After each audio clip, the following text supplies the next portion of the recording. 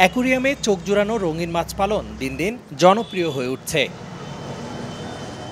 রংপুরের মেডিকেল এলাকায় নিজের বাড়িতে বাণিজ্যিকভাবে এই মাছের চাষ করছেন মিদুল রহমান। বছরে 2 লাখ রেণুপোনা উৎপাদন করে দেশের বিভিন্ন স্থানে বাণিজ্যিকভাবে উৎপাদনকারীদের কাছে সরবরাহ করছেন। তার দাবি, এখন দেশে অভ্যন্তরীণ চাহিদার 3 গুণ উৎপাদন হচ্ছে এই মাছ। তবে রঙিন মাছ বিদেশে রপ্তানি করে লাভবান হওয়ার সুযোগ থাকলেও জীবিত মাছ রপ্তানির জটিলতায় এই সম্ভাবনা আটকে আছে বলে মনে করেন তিনি।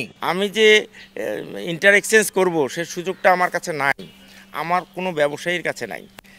ইম্পোর্ট করা যেতে পারে, এক্সপোর্টের কোনো অবকাশ নাই। সরকার যদি এক্সপোর্টটাকে খুলে দেয়, মাছকে বিভিন্ন জায়গায় দেওয়ার সুযোগ করে দেয়, তা আমি কেন, যে কোনো ব্যবসায়ী এটাকে সামনে এগিয়ে নিতে পারবে। এদিকে এসব রঙিন মাছ রাজধানী ঢাকা সহ বাইরের জেলা থেকে সংগ্রহ করতে বেশি ব্যয়ের কারণে স্থানীয়ভাবে সংগ্রহ করা গেলে লাভবান হতে পারতেন উভয়পক্ষ, বলছেন ক্রেতা ও বিক্রেতা। রংপুরে চাষ হতো তাহলে একটু দাম কম পাওয়া যেত, তখন আমাদেরও একটু সুবিধা হইতো। রংপুরে তো চাষ হয় না এটা, যার কারণে আমাদেরকে দোকানে আসিয়া কিনতে হয় আর কি বেশি দামে। স্থানীয়ভাবে পেতে গেলে আমাদের কস্টটা অনেক কমে আসতো। আমরা যত কমে কিনতে পারবো আমরা তত কম রেটে আমরা সেল করতে পারবো। নগদের কাছে সব গ্রাহকই প্রিয়, তাই তো সারা দেশে ক্যাশ আউট চার্জ সবচেয়ে কম। তবে চাষের সঙ্গে সম্পৃক্ত যে কোনো উদ্যোক্তাকেই পরামর্শ ও প্রশিক্ষণ দেওয়ার সুযোগ আছে বলে জানালেন মৎস্য কর্মকর্তা।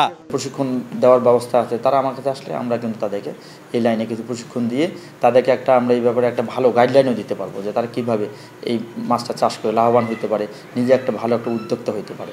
সংশ্লিষ্ট সূত্র বলছে, কয়েক বছর আগেও প্রতি বছর থাইল্যান্ড ও জাপান থেকে বিভিন্ন প্রজাতির অন্তত 200 কোটি টাকার রঙিন মাছ আমদানি হতো দেশে।